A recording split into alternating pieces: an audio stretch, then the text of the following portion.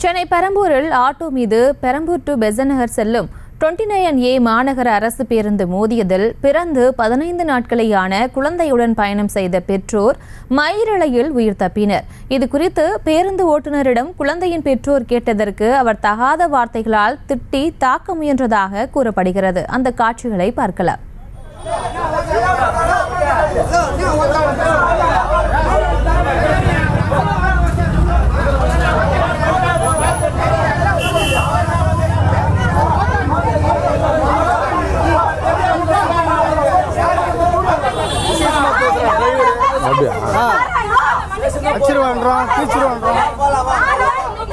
இது குறித்த கூடுதல் தகவல்களுடன் இணைகிறார் செய்தியாளர் கார்த்திகேயன். வணக்கம். அங்கு என்ன நடந்தது, மேலும் விவரம்? பிற்பகல் வணக்கம் பிரியங்கா. சென்னை பெரம்பூரில் பிறந்து 15 நாட்களேயான குழந்தையுடன் ஆட்டோவில் பயணம் செய்த குழந்தை மற்றும் தாய் மற்றும் தகப்பனார் உள்ளிட்டோர் ஆட்டோவில் சென்று கொண்டிருந்த போது அரசு பேருந்து உரசேரில் ஆட்டோ ஒரு பக்கம் அப்பளம் போல் நொறுங்கியதில் நூல் இழையில் குழந்தை மற்றும் தாய் தந்தையர் உயிர் தப்பிய சம்பவம் பரபரப்பை ஏற்படுத்தியுள்ளது. நடந்த சம்பவம் குறித்து பேருந்து ஓட்டுநரிடம் குழந்தையின் பெற்றோர் கேட்டபோது அவர் தகாத வார்த்தைகளால் திட்டியதாக தெரிகிறது. சென்னை மாதவரம் அடுத்த புண்ணியமன்மேடு பகுதியைச் சேர்ந்தவர்கள் பிரபாகரன் சௌமியா தம்பதியர்கள்.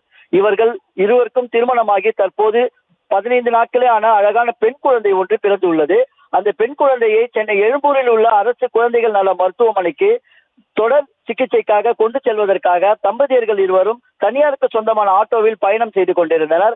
அந்த ஆட்டோவானது மாதவரத்தில் இருந்து பெரம்பூர் ஜமாலியா பகுதியில் சென்று கொண்டிருந்த போது சென்னை பெரம்பூர் 29A பெசநகர் டு பெரம்பூர் என்ற அரசு பேருந்தில் பயணிகளை ஏற்றுக்கொண்டு அரசு பேருந்தானது ஜமாலியா அருகே வரும் பொழுது தம்பதியர்கள் சென்ற ஆட்டோவில் உரசுவது போல் சென்றது. ஆனால் ஆட்டோ ஓட்டுநர் சுதாரித்துக் கொண்டு தொடர்ந்து ஆட்டோவை ஓட்டி வந்ததால் அது குறுகிய சாலையாக இருந்ததால் ஆட்டோவை முந்தி செல்ல பேருந்து ஓட்டுநர் முயற்சி செய்து அந்த ஆட்டோவை முன்னே செல்ல முயற்சித்த போது பேருந்தானது ஆட்டோவின் ஒரு பக்கவாட்டில் உரசியதில் ஆட்டோவின் ஒரு பக்கம் அப்பளம் போல் நொறுங்கியது.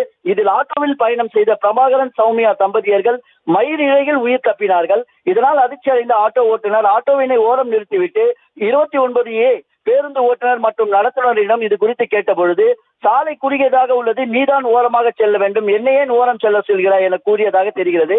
இதனையடுத்து ஆட்டோவில் இருந்து இறங்கிய அந்த தம்பதியர்கள் கை குழந்தையை அலறல் சத்த அழுவதை கேட்டு அவர் அசுதாரணப்படுத்தி பேருந்து ஓட்டுநரிடம் தொடர்ந்து இந்த மாதிரி சென்றால் நாங்கள் உயிரிழந்தால் நீங்கள் என்ன செய்திருப்பீர்கள் என்று கேட்டபோது அதுதான் நீங்கள் சாகவில்லையே, உயிரோடு தானே இருக்கிறீர்கள், பிறகு எதற்கு வாக்குவாதம் செய்து கொண்டிருக்கிறீர்கள், இங்கிருந்து கிளம்பி செல்கள் என அஜாக்கிரதையை கூறி அவர்களை திட்டியதாக தெரிகிறது.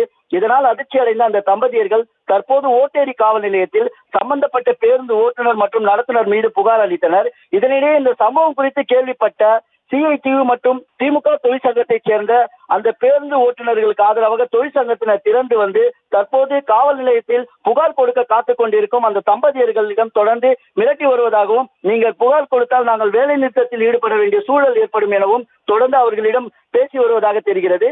இதனால் புகார் கொடுத்த அந்த தம்பதியர்கள் என்ன செய்வது என்று தெரியாமல் தற்போது ஓட்டேரி காவல் நிலையத்தில் விழிப்பிதுங்கியபடி நின்று வருகின்றனர்.